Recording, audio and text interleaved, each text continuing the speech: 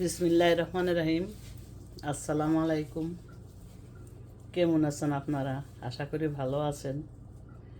আমি আজ আপনাদের সামনে নিয়ে এসেছি বাংলাদেশের মলা মাছ দিয়ে বেগুন, আলু আর আম দিয়ে একটা ঝোল ঝোল টক রান্না করব। এগুলো সব মাখিয়ে দেব, সাথেই থাকবেন। এগুলা মাছ, এগুলা কেটে মাছটা ভালো করে ধুয়ে আবার হাজির হয়ে যাব। মাছটা ভালো করে ধুয়ে নিয়েছি, পাতিলে মাছটা দিয়ে দিলাম, আর 1 চামচ রসুনের পেস্ট দিলাম, আর এখানে দেব 1 চামচ নিয়েছি আপনার ধনিয়ার গুঁড়া, হলুদের গুঁড়া 1 চামচের কম, মরিচের গুঁড়াও কম, কাঁচা মরিচ দেব, আর দেব এগুলো আমার গাছের মরিচ, এখনও গাছে মরিচ হচ্ছে। আর পেঁয়াজটা একটু লবণ মেখে রেখেছি যাতে নরম হয়।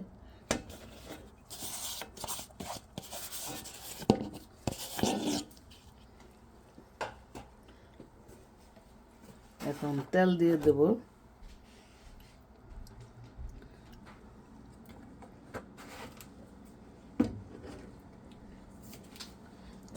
এখন এগুলো সুন্দর করে মেখে নেব।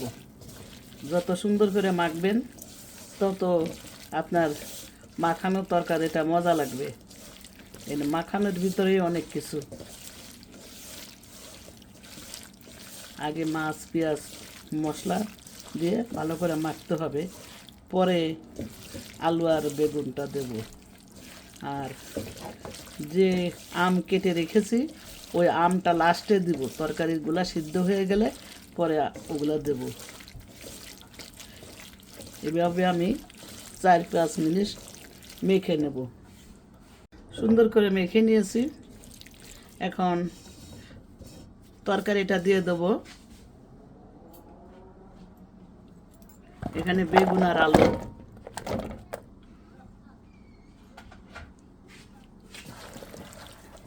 এগুলো ভালো করে মেখে নেব।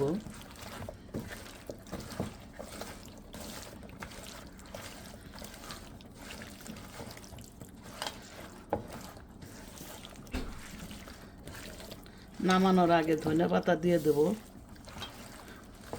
মাখানো তরকারি স্বাদই আলাদা।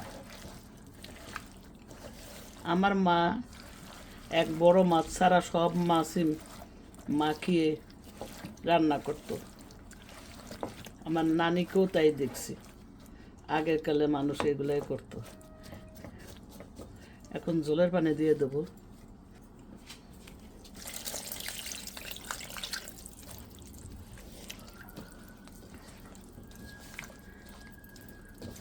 ঢেকে জালটা ধরিয়ে দেব। আমার তরকারিটা সিদ্ধ হয়ে গেছে। এখন আমি আমটা দিয়ে দেব।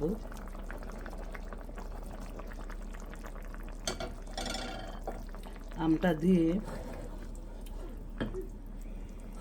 কভার করে রাখবো।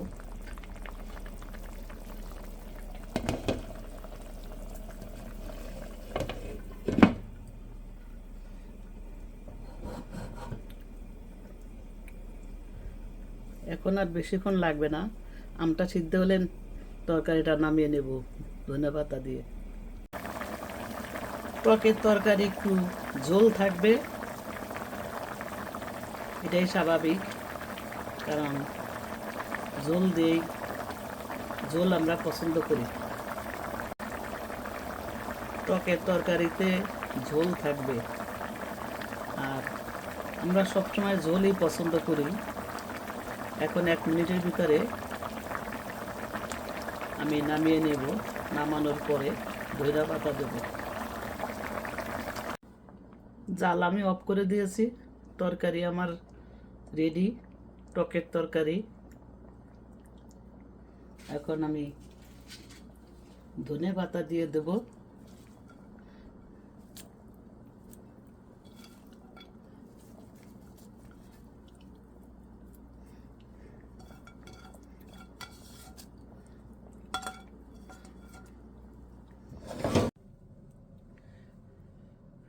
আমার টকের তরকারি রেডি। মলা মাছ, আলু, বেগুন এবং আম দিয়ে রান্না করছি। টক মানেই ঝোল, ঝোল রাখতে হবে। আশা করি সব কিছু আপনারা দেখেছেন। এরকম মাখিয়ে রান্না করবেন, এটা টেস্টই আলাদা। আগেকালের মানুষ অল্প একটু সরিষার তেল দিয়ে এভাবে মাখিয়ে রান্না করত, টেস্টই ছিল আলাদা। আশা করি আপনাদের একটু হলেও ভালো লেগেছে। ভালো লাগলে লাইক অবশ্যই করবেন, একটা লাইক দেওয়া দিবেন এবং কমেন্ট করে সাবস্ক্রাইব করে দিবেন। বাকি আল্লাহ ভরসা।